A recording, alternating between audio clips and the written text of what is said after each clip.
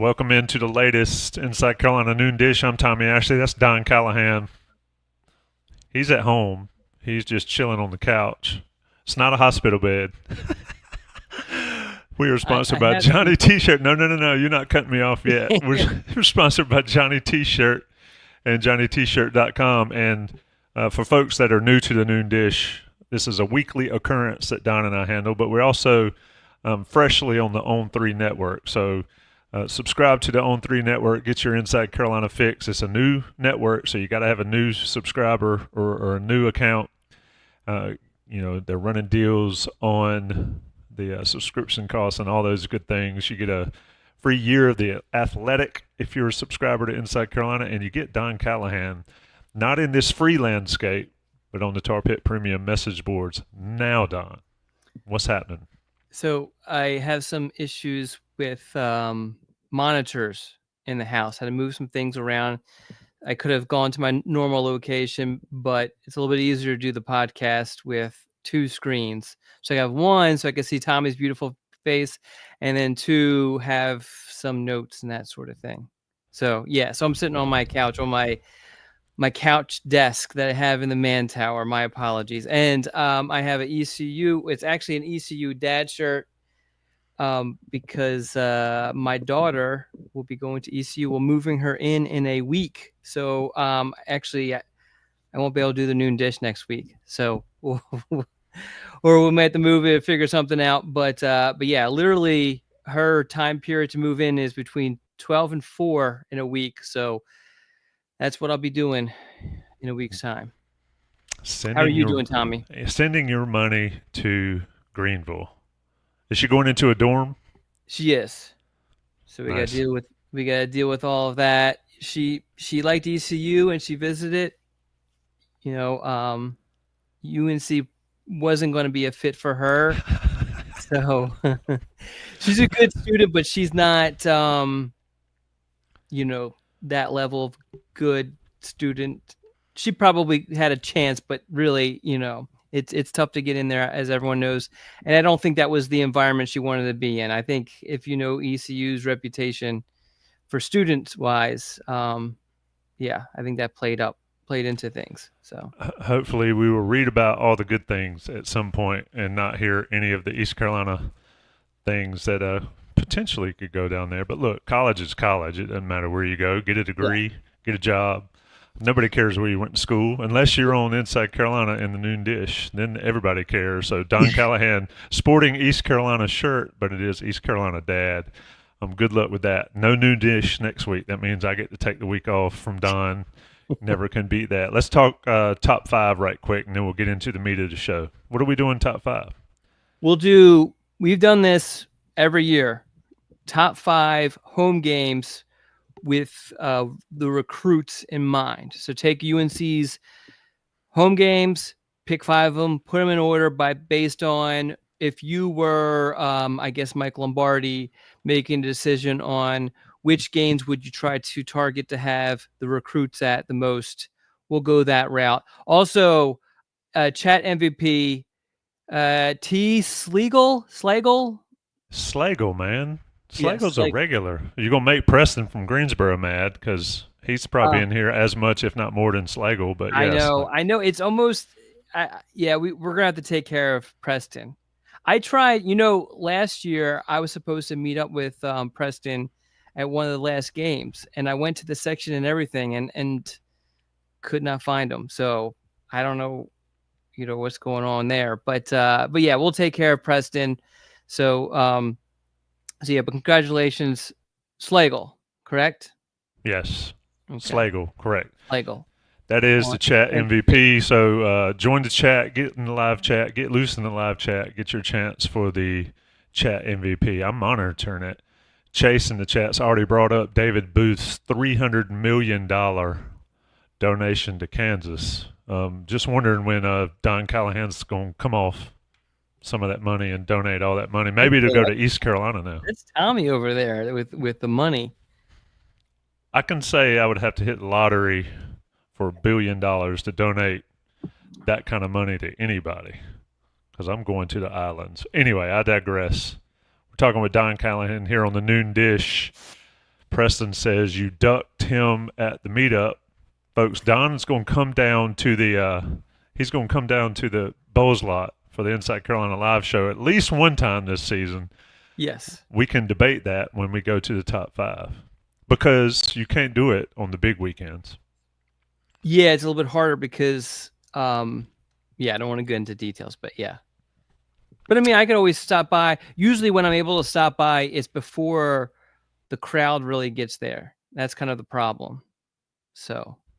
Yeah. The crowd's going to be out there on September 1st. We'll be out there from like noon. Well, that's actually depending. I would imagine the crowd starts a little bit earlier, right? Wouldn't you think? You would think, it's Labor Day, everybody's off or should be off that day, and it's going to be wild. Now, I don't know how Tuesday's going to look at the workplaces for everybody, but it's going to be a fun time. It depends on how Monday goes. Depends on how Monday between 8 and 11:30 goes in Chapel Hill for a lot of people. Don, looking at this noon dish, we sort of discuss every time what we're going to talk about, and you've been busy. You were busy this weekend. You were in my neck of the woods. Yeah, went to your house, knocked on the door. There was cars in the driveway. Nobody answered. That explains why the dog went nuts, and then I saw somebody running.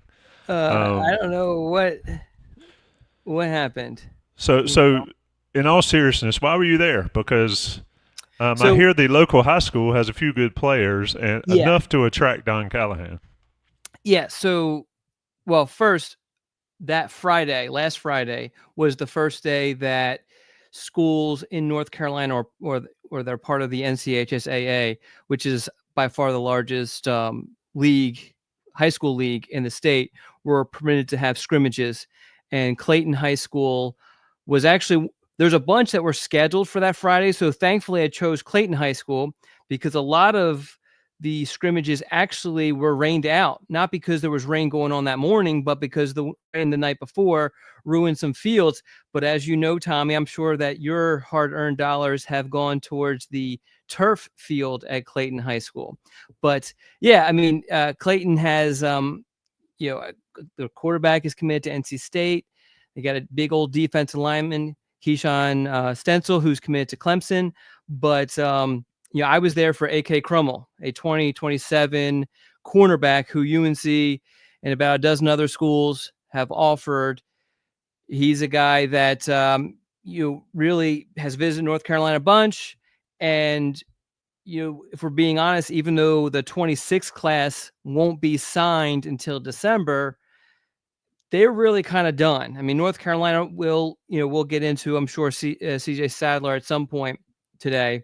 But besides CJ Sadler, who's announcing on Saturday, and a couple other needs, there not going to be a whole lot of movement in the 26th class from this day forward.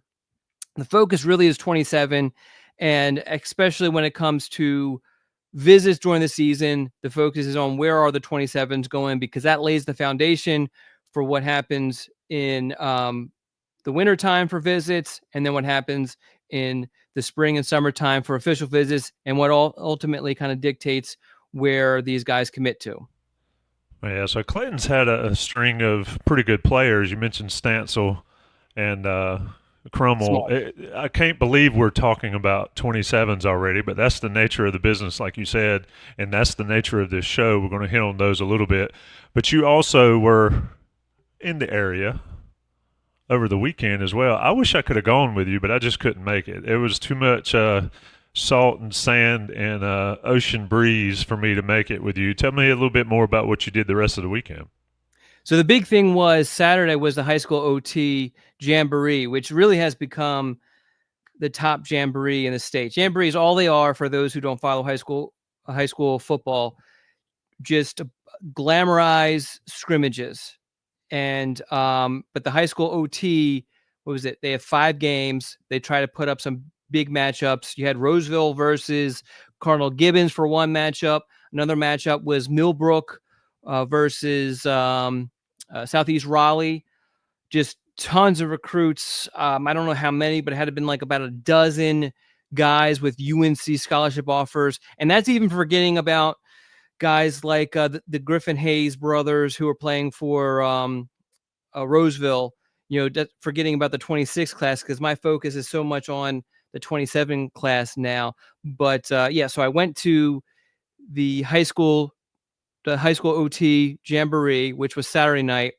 Ran a little late, supposed to be over at 10. I think it got over like 11:30. I didn't get home until about 1. And then on Sunday, something that's a little new to the area, it's the second time they've held this, is Money Down had a football media day, just taking a bunch of photos with the recruits, the top recruits within the region. And so went and hung out there, talked to some recruits, talked to some parents, that sort of thing. A cool little event that kind of branched off. I guess they do it a lot for basketball, but you probably, if you're on Instagram, I'm sure you've seen the photos. They do like just some unique photos with the kids. And I think they do some podcast stuff and some other media sort of stuff with those guys. A lot of media there and that sort of thing. So yeah, so I had a packed weekend while Tommy was lounging on the beach.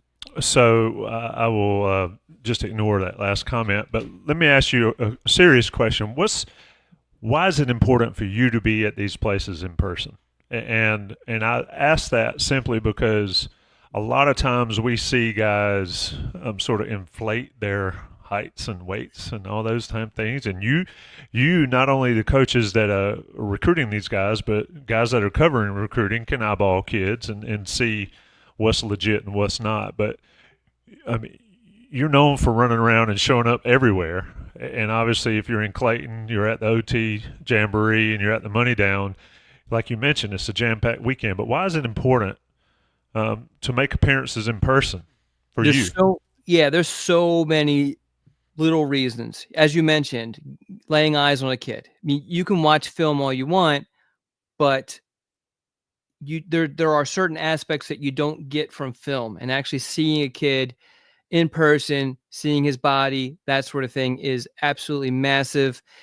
Also, in situations like these, seeing how competitive they are, seeing how they are with their teammates. I'll give you one example. Quentin Cipher, a 27 4-star linebacker from Millbrook High School. He sat out the scrimmage for a very minor injury.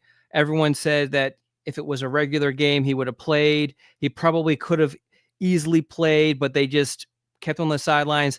A lot of situations there where you have a kid who's down like that, you can kind of grab them and talk to them during the game. And I was hoping to do that so that I can knock that interview out instead of waiting until afterwards. But Quentin actually was helping with the defensive calling with the defensive coordinator. So he spent the entire game as a as a coach. So I couldn't speak with him. But looking at that from an evaluation standpoint, I mean, that's really nice as far as he clearly understands the game. He wants to understand the game. He's hungry for the game. It's just little intangible aspects that you kind of pick up that if I was watching the film, because this was streamed live on High School OT or wherever it was. If I was watching that, you don't pick that sort of thing up. You don't pick up the fact that Zay Griffin Hayes was on the sidelines pumping up his team and that sort of thing. Or when, they put in their backups and just how much those guys are cheering for their teammates. Just being a good teammate obviously is an intangible aspect or attribute that you just can't pick up on film. I can go on and on and on. I mean, from a rapport, I have a much better relationship. You're going to have a much better relationship with someone that you've seen in person multiple times than if you just talk to them on the phone. So people ask me all the time who are breaking into the industry, man, how'd you get that kid on the phone? Why does that kid answer your phone calls? I'm like, well, I go to his high school a couple times a year. I'm not just a voice on the other line or a text on a DM. I'm a face. They know who I am. They have my number stored in their phone, that sort of thing. And I think that helps out also. Talking to parents is huge for me. Also, I get so much information from the parents. As you know, Tommy, with kids, I'm sure if I were to ask one of your sons a question and ask you a question, I'm going to get different answers. You're probably going to be a little bit more detailed. You're probably going to have a better understanding of what I'm trying to get at to answer my questions, whereas your sons might not.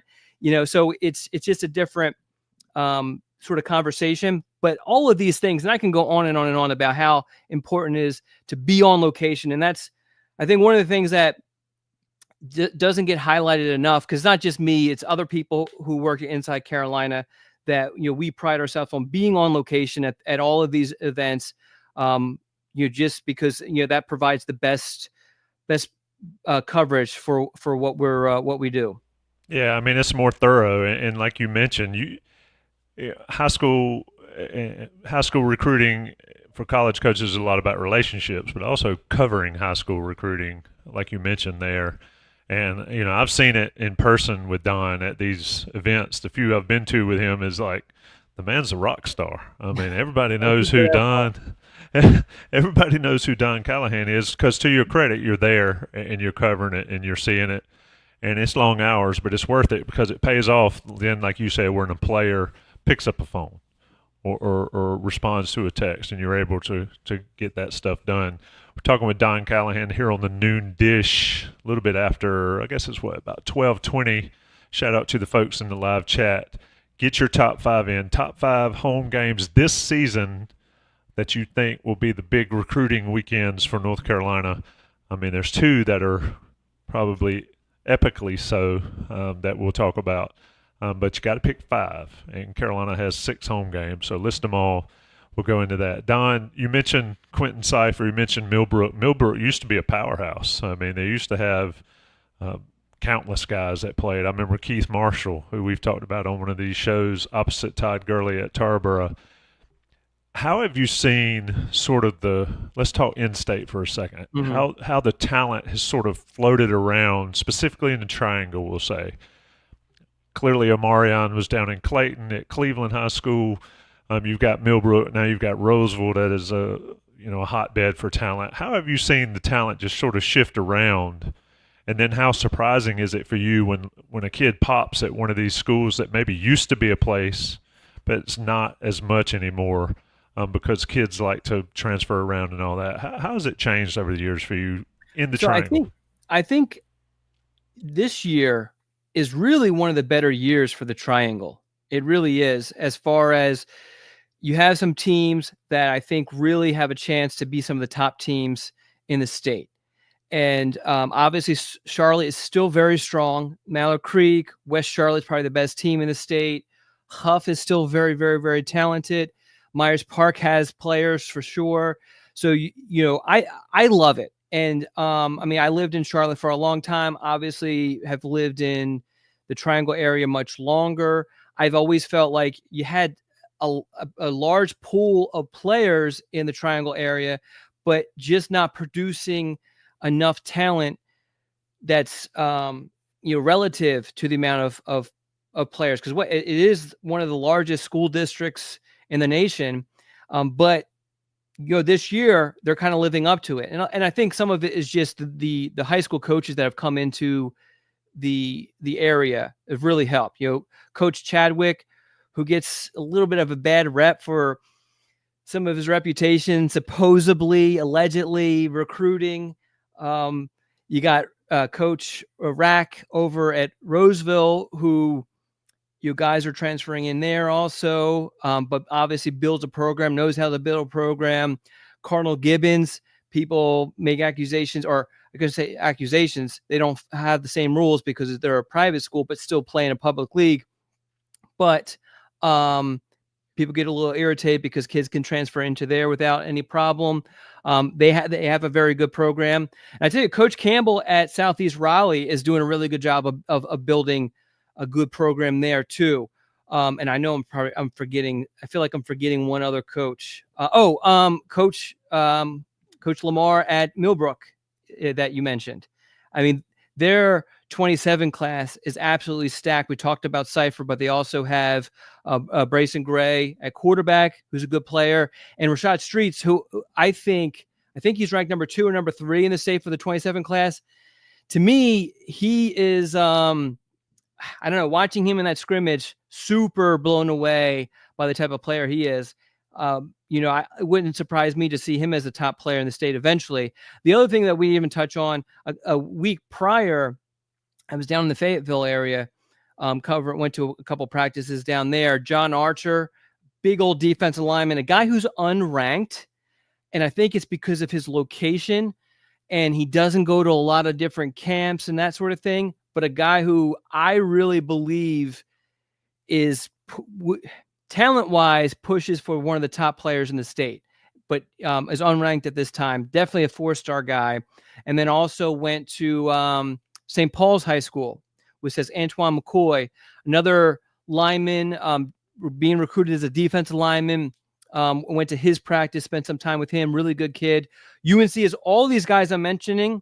UNC has offered all of them. So these are all guys that if you are a UNC fan, need to get familiar with, or a UNC recruiting fan. I guess if you don't get into recruiting, that's one thing. But if you're a UNC recruiting fan, need to get used to these names because we're going to be talking about them a lot this fall and then into the spring. Yeah, and like Don said, it's 27 class we're talking about here today. So you've got guys that'll be, God, what does that make them right now? Juniors, rising juniors? Yeah, rising juniors, yep. Rising juniors, and they won't be on campus at North Carolina if they commit to North Carolina until the fall of 2027. So a long time to go, but interesting to watch the development. You mentioned Fayetteville. How is Fayetteville talent-wise other than the guys you've mentioned? Because that's another place that once upon a time with 71st. And do you remember John Hanna at Southview? John Hanna, the drama of John Hanna. Yeah, I wonder where he is now. That is an interesting thought because that kid could play. Think Sammy Batten, who was a longtime writer of the Fayetteville Observer, actually did a "Where Are You Now" sort of thing on Jonathan Hanna, which is really interesting. I had a really good relationship with him, but even I was surprised by just a lot of the moves that he did during his recruitment. But to answer your question, yeah, I can remember Fayetteville was always a stop for me every single year.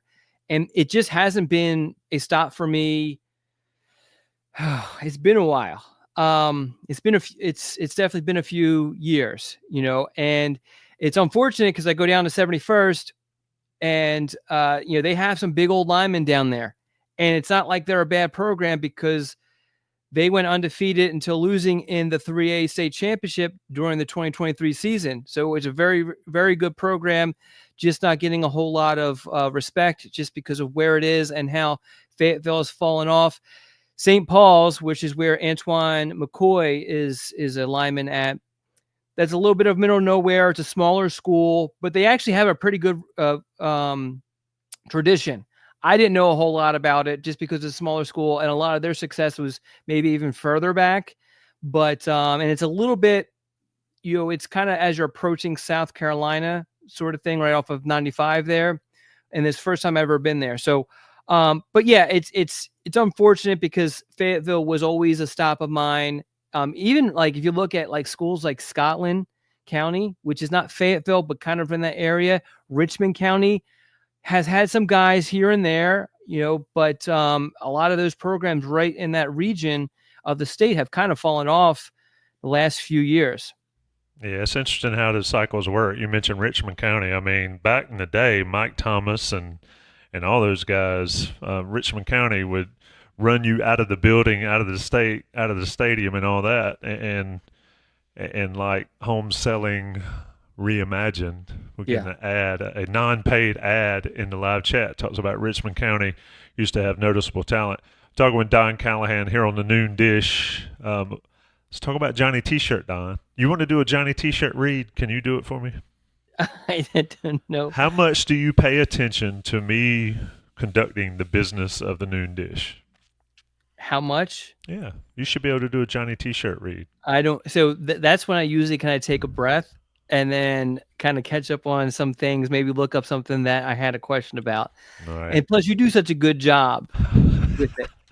We're talking Johnny T-shirt, JohnnyT-shirt.com, sponsors of this show, great friends of Inside Carolina. Look, they're alumni owned and operated. And if you've been to Franklin Street lately, you know it is almost unrecognizable compared to what it used to be. Certainly from when back in my day, but one thing that was back in my day was Johnny T-shirt. Tell the story all the time about my first pair of Ray-Ban sunglasses at Johnny T-shirt in 1989, Whoa. freshman year. And so old. I'm old, and they're there, and they're still there, still going strong because folks take care of the locally owned businesses, and they are certainly a North Carolina brand, a Chapel Hill brand, a Franklin Street brand. Go see them. Inside Carolina Premium subscribers get 10% off your order. If you tell them who you are, tell them why you're there, and tell them that Inside Carolina sent you, they will hook you up. So, Don, let's move right along here. We've talked about triangle talent. Is there a different approach? And I told you I was going to ask you this, and I want you to answer it freely, but is there a different approach from Belichick and this staff to in-state talent, or is it based on in-state talent? Like, they're not going to spend a ton of money or a ton of time when there's not that much talent to go around, and thus you go nationally. But have you seen a different approach here with all the guys you mentioned in the 27 class? Yeah, and I was actually talking to some sources to get a feel for the 27 class, and it was mentioned to me that the staff definitely wants to make local kids, in-state kids closer to campus, so not necessarily local, but maybe Virginia or South Carolina, but definitely in-state kids, more of a priority for the next class. They see that the amount of time, effort, resources to recruit a kid in Texas is far greater than to recruit a kid in state. And it's also much easier to recruit a kid on in state. We'll get into this a little bit with the when we talk about our top five home games for recruits, but it's very difficult it's going to be difficult to get a kid from Texas to come to a UNC game this season. On the other hand, you can have a kid from Raleigh can come to every single home game if you want it. You know what I mean? Because of the fact that even if he plays, even if he's not getting home until 1, 2 in the morning from playing on a Friday night, he could still wake up, even for a noon game, get a decent amount of sleep for a high school kid, jump in the car, take the 30-minute ride down Interstate 40 and make it to Chapel Hill. That's not the case for a kid from Texas, from California, and that sort of thing. So I think you are going to see more of a focus, at least, or I should say, I'm being told there's going to be more of a focus. And I think we've seen some better success. You look at Quentin Cipher came out with the top 11. North Carolina was in there. You look at Marquise Bryant, a safety from Roseville, 4-star safety from Roseville, one of the top players in the state who I haven't touched on yet just because there's so many guys that we're talking about. He came out with a top 6. North Carolina was in there.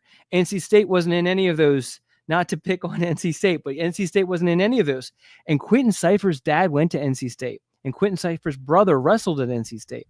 But so it just shows North Carolina is doing a better job recruiting those guys, and it's paying off. We saw in the spring there were in-state guys. Gordon Sellers visited North Carolina, and then less than 2 weeks later came out with a top 5 that didn't include North Carolina.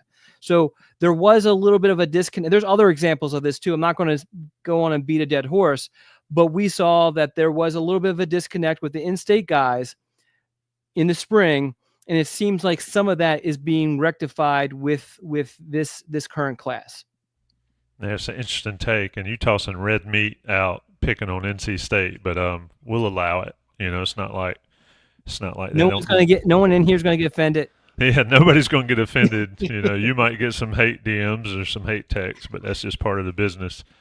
Talking with Don Callahan here on the Noon Dish. We've mentioned the high school OT Jamboree a couple of times, and I wanted to get your take on actual performances. You mentioned seeing, guys on the sideline, coaching up people and all that stuff and being good teammates. But on the field, tell me who showed out for you. On the field, I mentioned Streets. Is that coffee? Are you drinking coffee? It is coffee. Okay. I'm just checking. I thought your question was going to go, what did you think you have in here?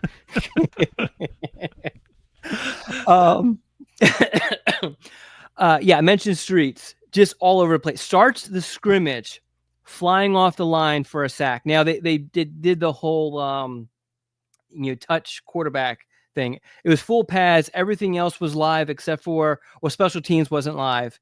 And then quarterbacks, it just touch quarterback and they were down sort of situation. Flew off the line and came at the quarterback for a sack on the very first play of his scrimmage, and just lining up side to side and was just all over the place. Played with a lot of energy. Just seemed like he wanted to be out there, which you absolutely love. Another aspect that you don't really pick up on film. I mean, he was excited to be out there, excited for football. So he's one of the ones that I really enjoyed watching. Going up against him, and this is a 2028, is Grayson Williams from Southeast Raleigh. Big old kid, 6'4". I think he's 310. Probably going to be more of a guard, but he was playing left tackle for Southeast Raleigh. Let me stop you. This is a 2028 kid, so he's a rising sophomore. Yes, and he's massive. He's 6'4", 310. Yeah. What is a sophomore now? That's 15 years old, 14, 15 years old. Something like that. Let me get his correct. Make me doubt myself. Let me get his correct weight on here. This is why you go to these things. 6'4", 310. I don't know what these kids eat. They might eat a lot of those crumble cookies up there at that age. It's funny with him in particular, and I still, even though I've been doing this a long time, it still is weird. You look at him, you think this kid could go into the gas station and walk out with a 6-pack without a problem. But then when you talk to him, and then you kind of get the little bit of the kid sort of, response. I'm not dogging him. They're just babies. Yeah, it's very, very natural. But a massive dude, and he was the only one though that had a chance against Streets and did a really good job. Which he's another name. Tuck it away. I'm not going to give you guys too much to digest today, but he's another name to remember because he's going to be an absolute stud for the 28 class, one of the top players in state for the 28 class. He was another one that really impressed me. I'm trying to think who else. Is it easier to see when you're watching this stuff? Is it easier to see skill guys show out, or is it easier to see trench guys show out in person versus on film, but also in this setting? That's a really good question. I think for me, it's easier for linemen because you can watch like Streets. You can watch him come off the line and get really close to sacking the quarterback.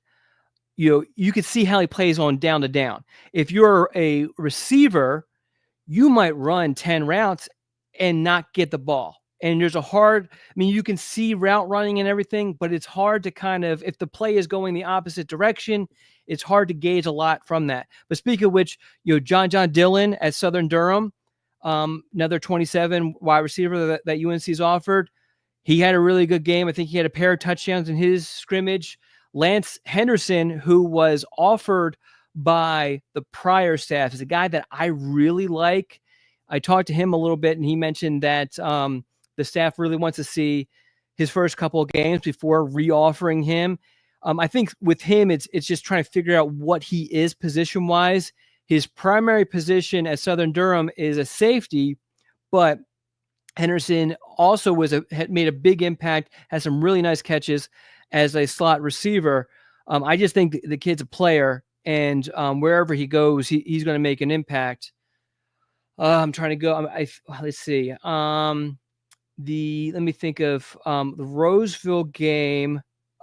Another 28. Skylar Austin, UNC's offered linebacker. He went to North Carolina's camp, and UNC offered him. We ran a story on him a couple weeks ago. He looked really good, was all over the place. But also what I was more impressed with him was dropping into coverage. He's a big lineman. Big linebacker. But being able to drop into coverage like he did, very, very fluid, almost like a defensive back with his coverage skills. The same thing I could say about Jaden Griffin-Hayes, who's a 26 commit to UNC. The thing that I loved about him is they're playing him as a hybrid linebacker / defensive back. I even saw him wide out as on an island as a cornerback in at least a couple of plays. And that impressed me.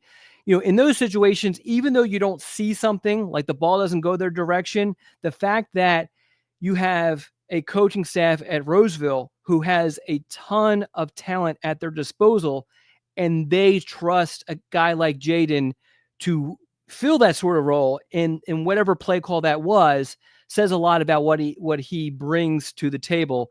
But mostly inside, definitely more of a off ball sort of linebacker, great in coverage, aggressive in run support. Also, Amir Brown, who just committed to North Carolina, running back, 27 running back. He carried the ball a bunch. I believe, I'm trying to remember if he had the first touchdown for Roseville or not.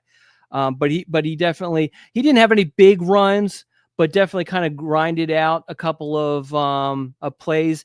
Cardinal Gibbons, who they played very good defense. As I mentioned, that's Skylar Alston is on that defense, and they have a bunch of other really, really good players. And so they were keying on the running game there because Roseville's breaking a new quarterback. But yeah, I mean, I can go on and on and on with all the kind of standouts from this. Yeah, check out Don's reports on the Tar Pit Premium message boards on the scoops. Plenty of coverage there about all of this. We're talking to him on the Noon Dish, which is this is a way for Don to get all the words out. He likes to talk, and he can do it here. Don, there's one guy that you mentioned earlier you have not talked about, and I'll let you bring him up. The name's familiar. Explain it to people of why this is a name to watch very soon. What Sadler. Name? Oh, Sadler. Okay. Come on, God. We got to figure out this chemistry thing going on. Yeah. But C.J. Sadler. We're work in progress. Yeah. C.J. Sadler announcing his commitment finally on Saturday, which is, I believe, his mother's birthday, which is why he chose that date. Took official visits to North Carolina, Colorado, and there was one more he took an official visit to, Maryland. And Michigan and Michigan State are also kind of in the background a little bit, maybe more of a plan B for those programs, but they're the in-state programs, so you can never rule them out. And, coming out of his official visit, which was his second, Maryland was the first, a lot of buzz about North Carolina's position within that recruitment. There was some concern about, would Colorado be able to jump in and take the lead? It doesn't seem like that's the case. We'll have full coverage of Sadler's announcement on Saturday, but definitely a situation to follow for North Carolina as it tries to complete this class, the 26 class, which is, with 35 commitments, is already pretty close to full. I was going to ask, what would that mean? That would be 36. Still, we were watching open practice earlier today, and if folks are watching this and hadn't checked out the coverage from Inside Carolina, Jason Staples and I did a stand-up after that, and we talked about the nutrition program and how the guys look fit and all that stuff. And I'm like, well, we can't really talk about the guys that weren't here. There's 70 of them. So you had to sort of compare it to the guys that have been there through both staffs. And you mentioned 35 more coming starting in December, January for this staff at least. And that doesn't include transfers. Don, anything left? We're 40 minutes in. We're going to do our top five, but anything left from the recruiting aspect of this? We've sort of hit on and banged on the North Carolina aspect of it, and a lot of people have expressed frustration or whatever about the lack of, I don't want to say interest, but the lack of intent by this staff in the state of North Carolina. And as you've explained, that tide is turning. It also helps that the talent level is increased in the area, but anything left for us before we get to the top five? No, we do have a couple questions. Martha, she was hitting on me on the Richmond. Anybody at Richmond of note that you can speak on? Not that that's really strongly on North Carolina's radar at this point. There was a linebacker who ended up committing to ECU. from the 26th class that UNC messed around with for a little bit, and his name is escaping me right now. So I did go by Richmond County back in, I think it was January, and hung out there. Love going to Richmond County. Absolutely. You want to talk about football facilities. It's absolutely amazing. And also, if you want to go to a high school football game, atmosphere wise, Richmond County, Scotland County, among the best, really. I mean, outside of those two, you're probably talking about like something in Cleveland County, like Crest or Shelby or South Point is pretty strong. That's not Cleveland County, but it's not that far from there. But Richmond and Scotland, some of the best atmospheres for a Friday night game. So I'm not dogging Richmond County. I love visiting Richmond County. Yeah, I remember when Clayton went down there a couple years ago. Caleb Hood's senior year, I think he was a quarterback, and that was like 42-3 or something. They had like light show and all that stuff, and local boys were shook. They don't admit it, but they were shook at that atmosphere. You're right, and like we've talked about, was a hotbed back in the day. Preston asked a question, and I'm curious to know if you've got this answer, because I do not. Do North Carolina high schools have practice limitations versus other states? That's a really good question that I don't have the exact answer for. I know, and this is probably the same for most states now, just with the heat, I can't remember the device that the trainers put out that measures humidity, temperature, all this other stuff, and then spits out a number. And if the number's in a certain range, you can't have practice. So what a lot of schools really are doing is having early morning practices. When I went to St. Paul's, their practice started at 5:30 in the morning. So and it's all just to avoid the heat. But I think you'll see that probably just about everywhere. I'm sure there's some off-season stuff that other states don't have to deal with, like Georgia. They seem to be a little bit more lenient on what you can do in the spring, where North Carolina, that's been an issue, although they've fixed some of that. But I'd have to really kind of look into it to tell you. I think right now it's at a good spot. I'm sure that there's limitations that North Carolina deals with that you might not have to deal with at South Carolina or Georgia. But the last, 10 years, they've done a good job of I guess dropping some of the rules surrounding spring practice and that sort of thing. So your response about Richmond County got you an invite. Come on to Scotland and Richmond County by Martha. And then Daryl D in the chat says you're on it. Cleveland County football is incredible.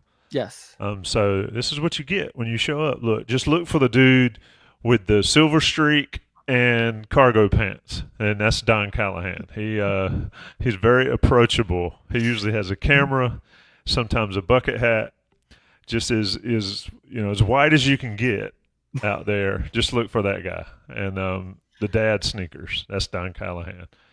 All right. Anything? I mean, how many times did you hit me up on this little montage? I mean, Jesus! I just unloaded the clip right there on everything. Get off here! I'm gonna start bawling my eyes out. I've been wanting to say for years, and I got it all out in 30 seconds. Woo! And that is hilarious. But let's talk about the top 5 here, so we can get out of here on time. We are 44 minutes in.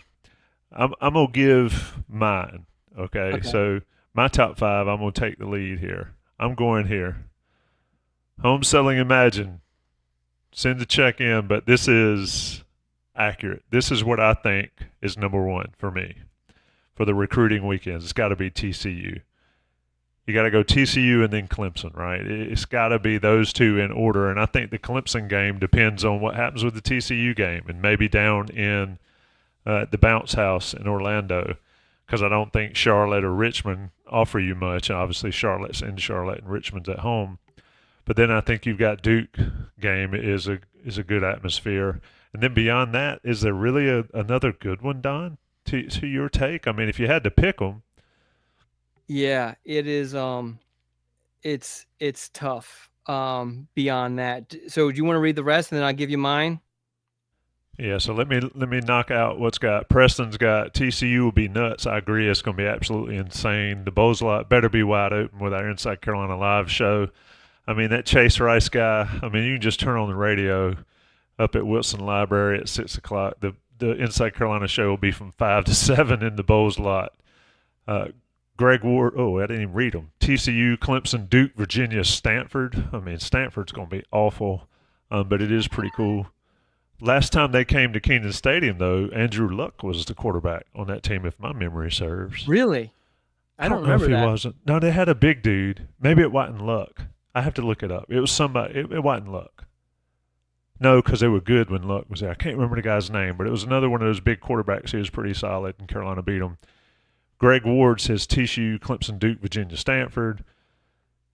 Jay Taylor says TCU, just crazy atmosphere with the national attention. Clemson game, of course. You know, Clemson could potentially be ranked #1 in the nation or close to it. Duke, Virginia, and then Stanford as well. I mean, Virginia and Stanford, those will be interesting weekends. I think it depends on the atmosphere, depends on where Carolina is, wins and losses. But I think TCU and Clemson have potential to be as crazy as it gets. TCU definitely in Kenan Stadium. You know, I compared it to Judgment Day in '97, and clearly those were two great football teams. And the hype was surrounding how great those football teams were. This TCU game is a lot more about the hype surrounding who's coaching Carolina, and then TCU just happens to be the team, ironically, that also played Colorado and lost in Dion's first game. But your top five here as a recruiting guy. It is, so 6 home games, feels like not that much. I feel like they've usually had 7. That's something I guess we can look up. But yeah, if you just ignore the Clemson and TCU game, it's pretty tough. I will actually go a different direction. And this is, I'm taking credit for information I got from talking to some UNC sources. Clemson #1. And the reason being is that the feeling from the staff is that for the TCU game being a Monday night, they're only going to be able to really get in-state guys there because of the fact that a lot of schools are going to be practicing on Monday, have a big game on Friday, aren't going to be able to miss practice, and then have school the following Tuesday. Whereas if you mentioned Raleigh, but even Charlotte, if you're practicing, maybe you leave practice a little early, maybe you just head up there to Chapel Hill immediately after practice, maybe miss some of the pregame stuff, but being Labor Day, maybe you're practice a little bit earlier in the day than normal. But yeah, so TCU is going to make it tough for traveling purposes, whereas Clemson, big time, there is a chance, very good chance, if UNC beats TCU, there's a very good chance both programs are going to be undefeated. Clemson obviously has a tough competition on their opening game against LSU also, but both teams could be undefeated when Clemson comes to town. It's a Saturday. Probably going to be is the time announced for that yet? You're muted. Darn. Is the time announced yet? For the Clemson game? Yeah. I don't think so. Okay. I would think it's going to be a 3:30 or later, right? I don't think Carolina's playing at noon at any point this season. They could, yeah. I guess, but no, Clemson hadn't been announced. I was busy trying to find out who the quarterback was for Stanford in 1997. Gotcha. Yeah. Keep talking so I can find this out. Yeah. So I think that's going to be #1, Clemson, and that's definitely #1 from what I've gathered talking to sources for UNC. That's going to be their main one. They're obviously going to try to get as many of the in-state guys as possible at the TCU game. A lot of in-state recruits are telling me that they're going to hit up NC State, ECU on Thursday, Clemson and LSU on Saturday, North Carolina and TCU on Monday. So after TCU, I guess, yes, you have to go Duke. And then I guess you go Virginia. And then, it's Stanford really going to be better than Richmond as far as an atmosphere? It depends on the season. And Jay Taylor in the chat got me. I just found it too. Chad Hutchinson was a quarterback for Stanford. Another big quarterback. Obviously Oh, not Andrew that Luck. is a long time ago. 1997, Carolina won Yeah. 28-17. Yeah. So I was trying to think because Stanford, since I've been covering UNC, hadn't been, unless there could be a game I forget. But yeah. So They were supposed to be a pretty good team. Carolina was 7th in the nation, beat them 28-17, and then Stanford fell off. But Chad Hutchinson, he played in the NFL, I believe. Didn't he play for the Cowboys? I don't care about pro football unless it's fantasy. I'm joking. I think he had a cup of coffee. Guess who the quarterback or the head coach of Stanford was? I don't want to make. I'm not going to make a guess because the first name pops my mind is probably wrong. It's not Bill Walsh. It was Ty Willingham. Ooh, wow. Okay. Okay, that makes sense. Yeah. Anything left, Don Callahan? We're going to set a record for getting off. Didn't he did well with Stanford, right? And that's how he got the Notre Dame job. If my memory serves, yes. Yeah. He did not do well this season because they lost to Carolina. They beat Notre Dame and then promptly lost to Arizona State, UCLA, USC, and Washington State before beating California. So what is that, 5-7? So they weren't very good that year. But yeah, he parlayed that gig into Notre Dame, if my memory serves. Yeah, I think you're right. So all right, about to wrap up. Anything left? I guess that's just about it. Preston from Greensboro, supporting Don Callahan, said Hutchinson did in fact play for the Cowboys. It was before my time. I was born in the year 2003. Yeah.